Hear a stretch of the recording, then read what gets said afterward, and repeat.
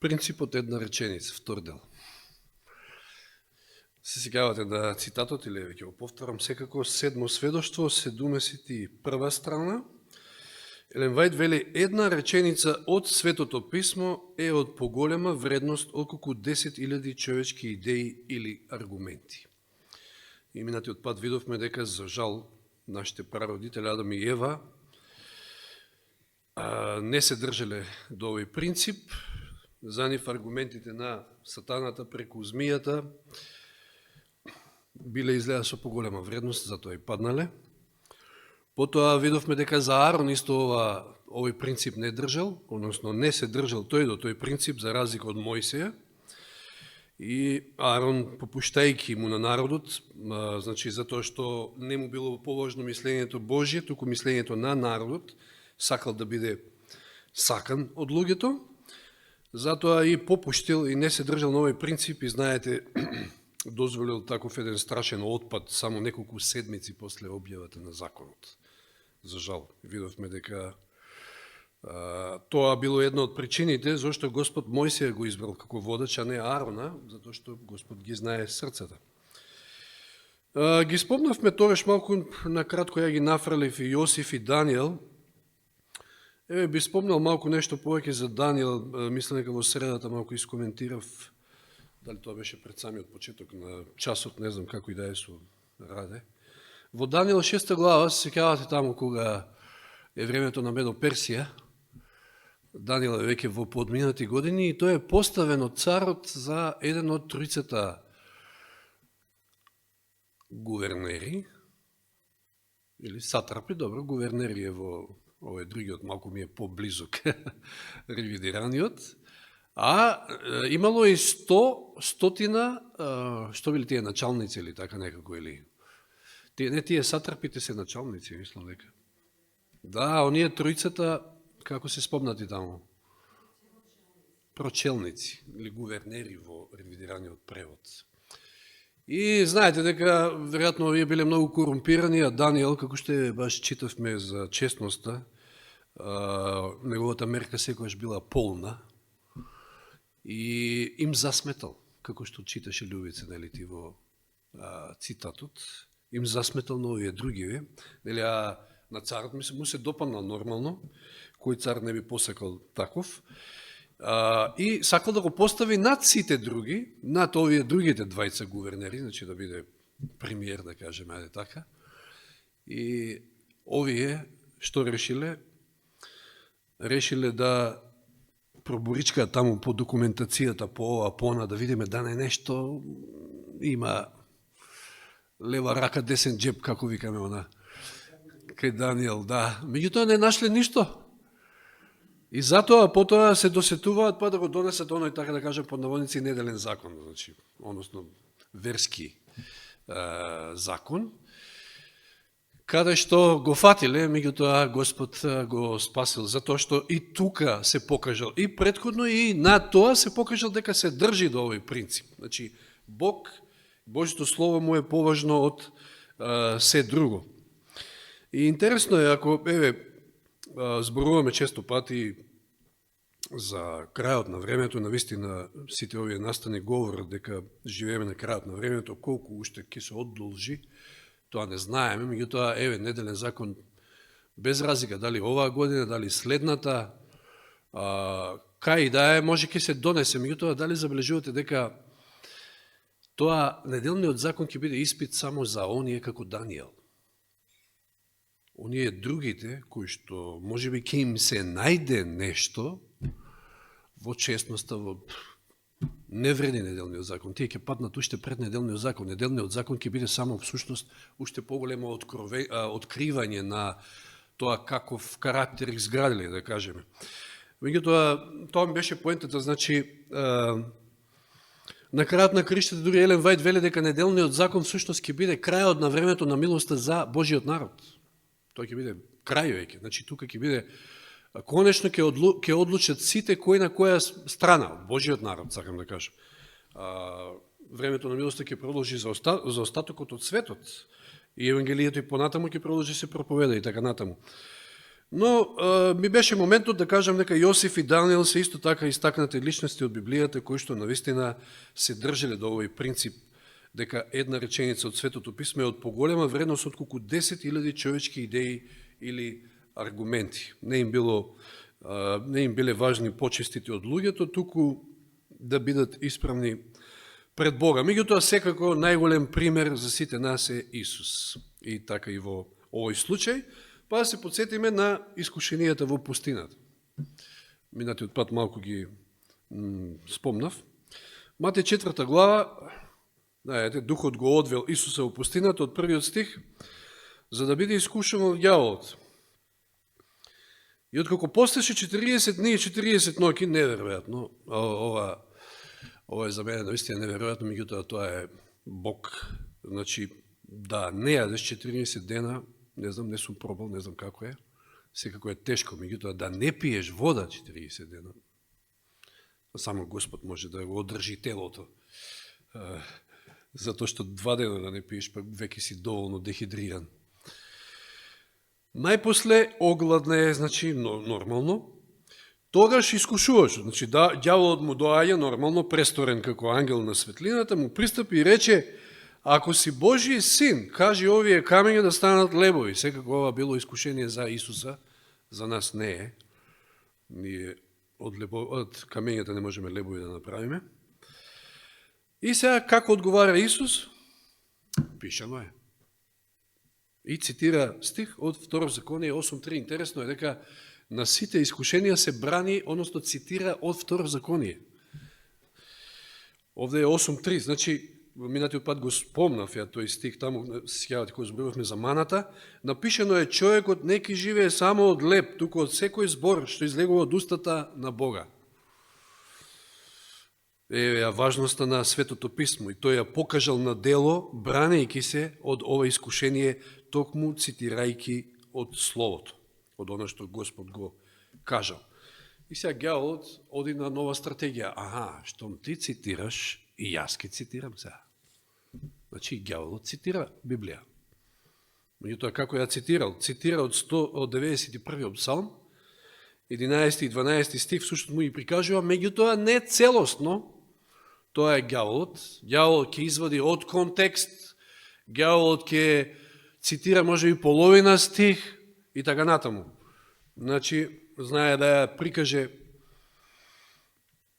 да ги прикаже нештата многу поинако. Значи, вистината или цело е кога има се. Меѓутоа, ете, тој се послужил, веројатно да го испита, да види, ајде да видиме сега, ти колку го познаваш писмото, ја го познавам. Сега, Исус од кај го познавал писмото? Па не учил, нели, во школите? Ке видиме подосна тоа. Таму многу па и немало да го запознае писмото. Подобро било дома. Тогаш ѓаволот го одведе во светиот град, го постави на крилото на храмот и му рече: ако си Божи син, фрли се долу, зашто е напишено, ќе им заповеда на своите ангели за тебе и ќе те носат на раце, за да не си ја удриш ногата на камен.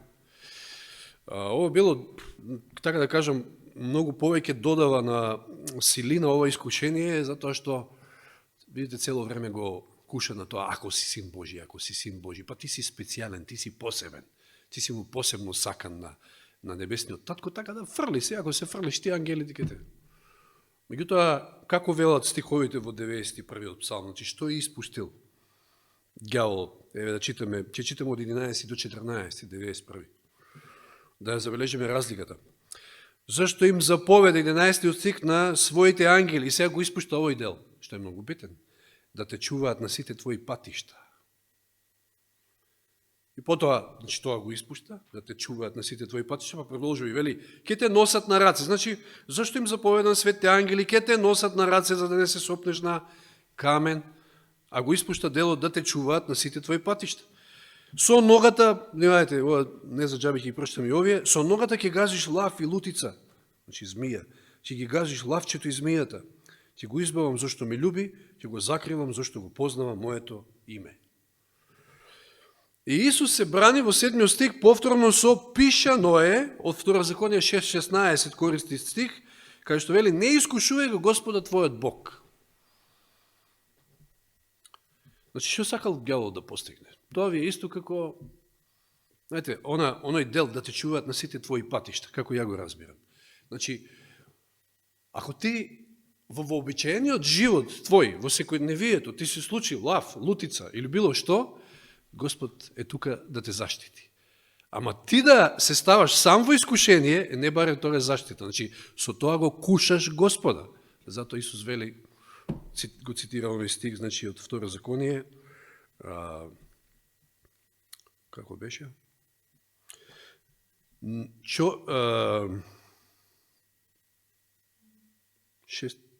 Седмиот стих, да. Не искушувај го Господа твојот Бог.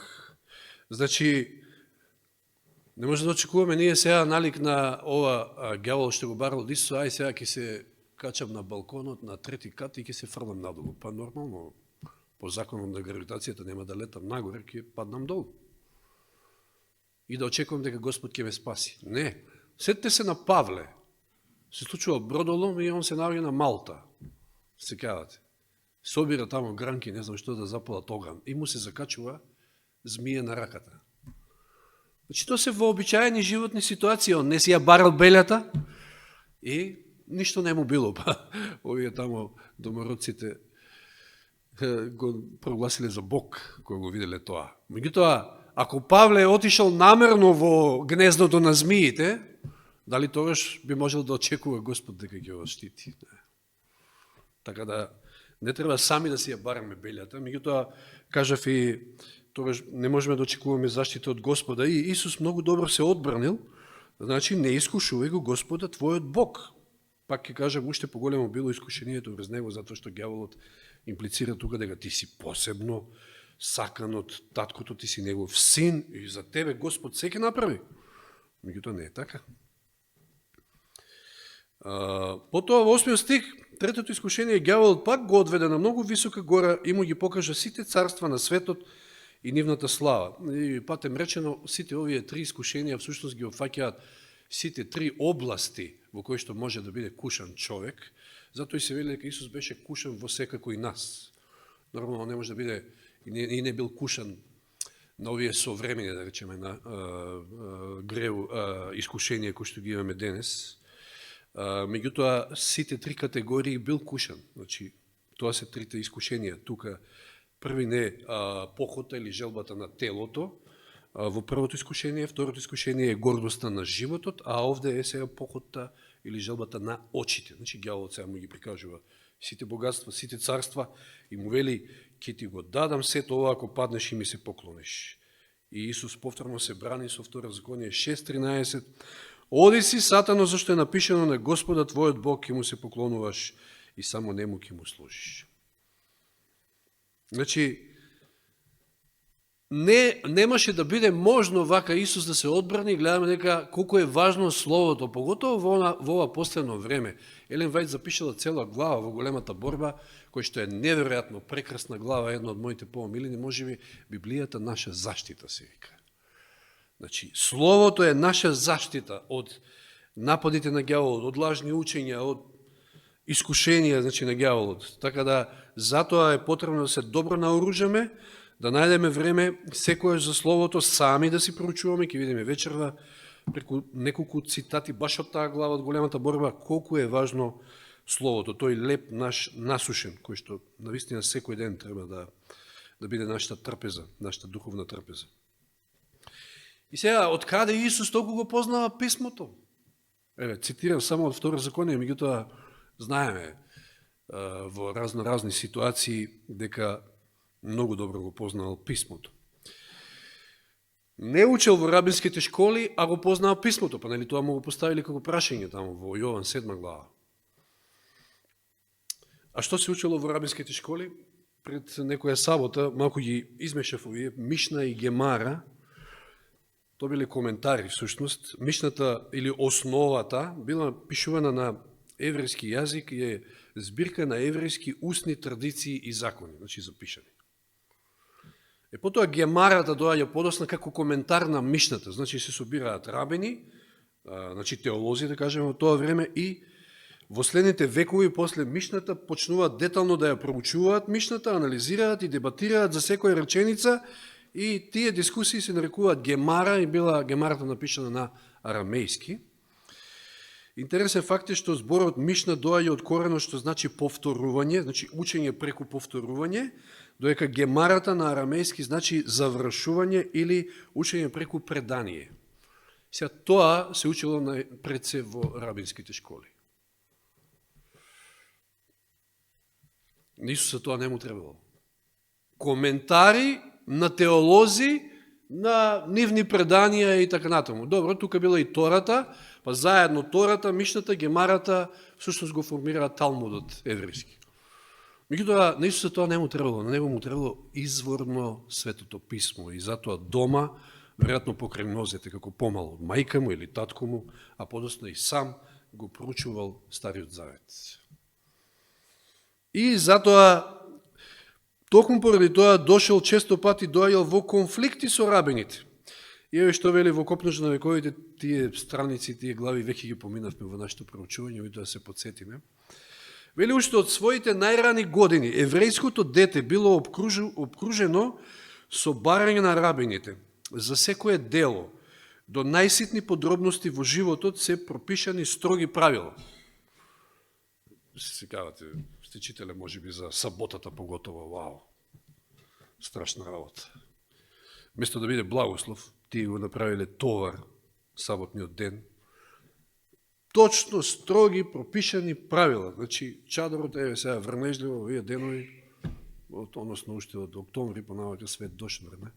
Значи, чадорот ностоп треба да ви е отворен, во случај да не забравите, пошто сабота не смеете чадор да отворите. Од петок барем, да ви е отворен, сабота и ред други работи. Ајде сега да мислам вака модерни некои правила, иако во тоа време кој знае што се е имало, или знаете колку чекори во саботата и така натаму. Под водство на учителите од синагогата, младите учеле безброј правила, зашто се очекувало како правоверни израелци да ги почитуваат. Меѓутоа, Исус ова не го интересирало. Апсолутно бил незаинтересиран за вакви човечки правила. Уште од своето детство действувал независно од рабинските закони.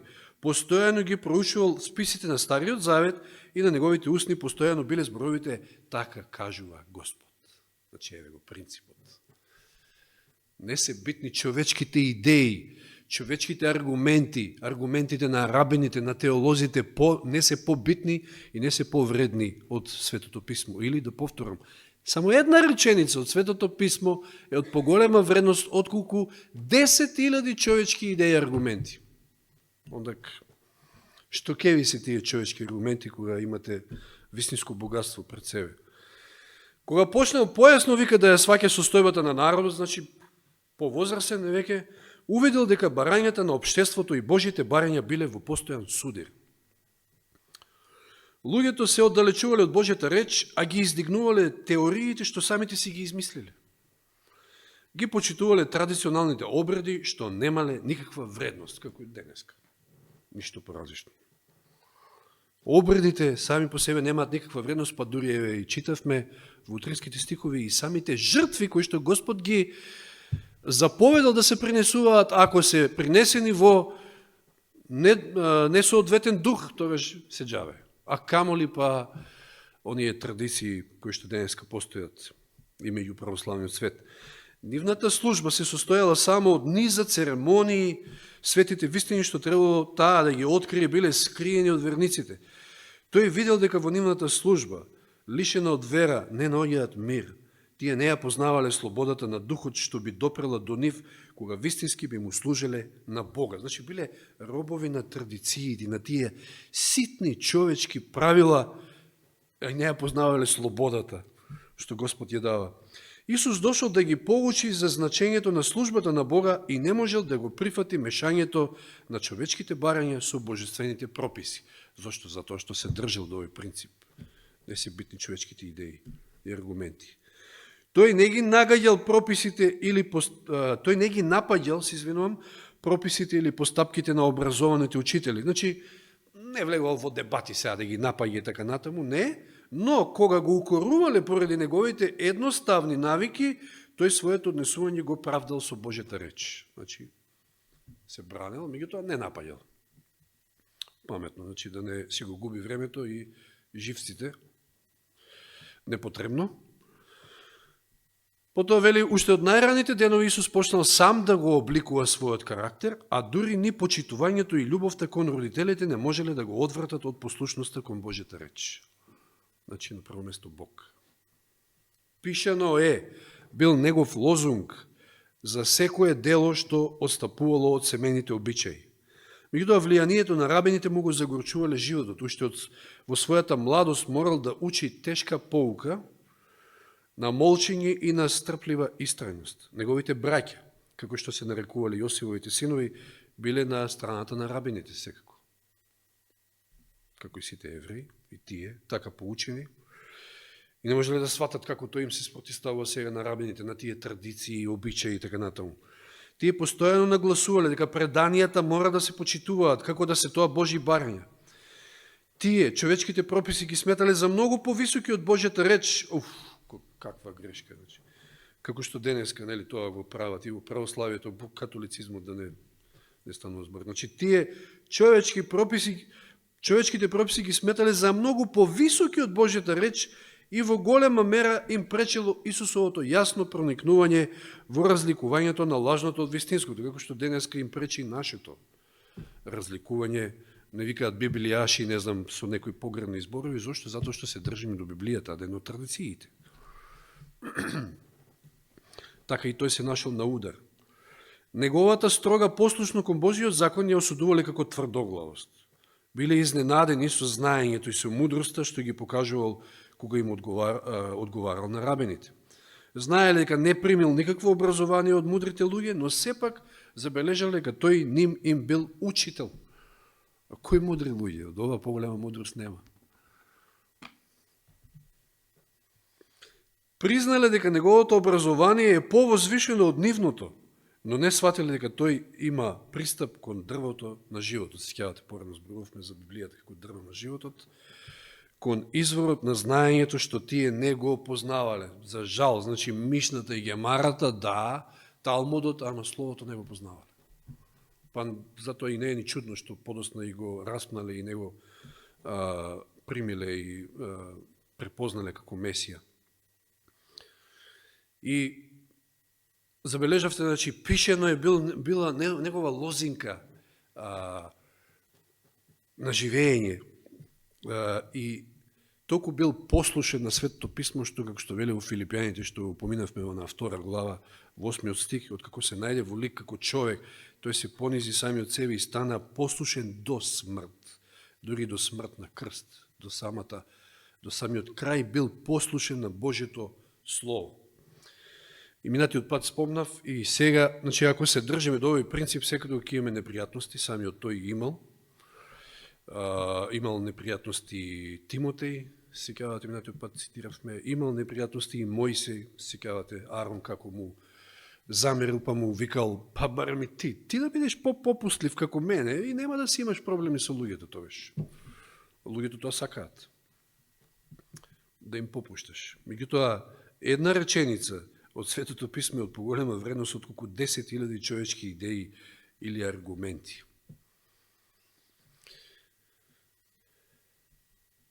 Еве да се подсетиме само на оној цитат, минатиот пат го цитирав во Третото сведоштво 302 за Мојсија, односно и тука е спомнат и Исус, всушност, оние кои застануваат во одбрана на Божјата чест и кои по секоја цена се борат за чистота на вестината, ќе бидат изложени на безбројни неволи, како што бил изложен нашиот Спасител во пустината на искушението. Оние кои настојуваат да му угодат на Бога и со вера во Него добиваат сила да се спротистават на злото и да ја бранат правдата, секојаш ќе бидат изложени на остри судири и често ќе остануваат потполно осамени. Но подпирајќи се цврсто на Бога, тие можат да извојуваат драгоцени победи.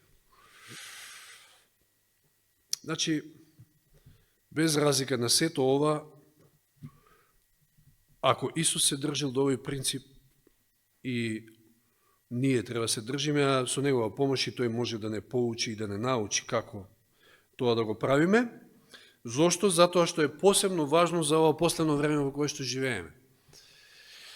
Што вели Елен Вајт, значи, сега овие цитати ги немам забележано страниците, меѓутоа сите се од главата Библијата наша заштита од големата борба. Но Бог на земјата ќе има свој народ кој ќе внимава на Библијата и само на Библијата како мерило на сите науки и темел на секоја реформа. Не традиции, не било што. Ние нашто верување го темелиме на Библијата. Духот на прошлото е плюс, меѓутоа нашто верување го темелиме на Библијата. И само на Библијата, вели, како мерило за сите науки и темел на секоја реформа. Ниту мислењата на учените луѓе, теолози, какви сака нека се, ниту тврдењата на науката. Какви тврдења, мислам, тоа се теории повеќето. Ниту верските догми или одлуки на црковните собори, толку многобројни и спротивни како и црквите што ги застапуваат, ниту гласот на мнозинството, ниту едно од сите овие, ниту сите заедно не можат да се сметаат како доказ за или против која и да е точка на верата. Пред да примеме која било наука или пропис, треба да се увериме дека е во согласно со она јасното, така кажува Господ. Тоа е најважното. Какви учени луѓе, какви теолози, какви црковни собори и секакви други работи. Тоа се човечки идеи, често пати знаат да бидат спротиставени, како што се вели овде, спротиставени на Светото писмо, така да треба да се увериме секој сам за себе дали Библијата го кажува тоа што го кажува. Значи, еве што вели другиот цитат. Прва и најголема должност на секое разумно суштество е да дознае од Светото писмо што е вистина и потоа да живее според светлината и други да храбри да го следат неговиот пример. Ние треба секој ден, внимавајте, ова, секојдневната мана, ние треба секој ден Библијата трудолюбиво да ја проучуваме. Значи трудолюбиво, да ја проучуваме, не да ја читаме, да ја проучуваме. Одмерувајќи ја секоја нејзина мисла и споредувајќи стих со стих. Тоа е проучувањето. Со Божја помош ние мораме сами да го формираме нашето мислење, зашто пред Бога ќе одговараме сами за себе. И сега пак ми текнува на таа ситуација во Велес. Пасторот ме нападна, зашто сум ги учил верниците да испитуваат се, според Солуњаните. Испитувајте се и држите се за доброто. Прво Солуњаните 5 глава таму некаде. Па тоа е една реченица од Светото писмо, која што е со поголема вредност од 10.000 човечки идеи и аргументи. И тоа е така, секој сам за себе треба да го формира своето мислење, затоа што спасението е лична работа. Погубно е да се слуша пасторот, да не се испитува и дури што ќе каже, како што кажав минатиот пат еднаш во поуката, дали Борче, дали Јани, дали Зоран, дали Петко, дали Трајко, било кој. Ако застане тука, ние наше е да испитаме се дали е така во писмото сами за себе. Зошто беа пофалени оние од Вереја, Берија, како беше? Затоа што испитуваа секој ден дали е така. Значи, со Божја помош ние мораме сами да го формираме нашето мислење, зашто пред Бога ќе одговараме сами за себе. И еве го овој цитат што минатиот пат го спомнав. Последната голема битка ќе може да ја издржат само оние кои своите души ги засилиле со вистините на Библијата. Значи, внимавајте, битката ќе можеме да издржиме само ако сме ние засновани на вистините од писмото. Секој поединец ќе стои пред прашањето дали повеќе ќе го слуша Бога или човек. Значи, човечки аргументи и така натаму еве.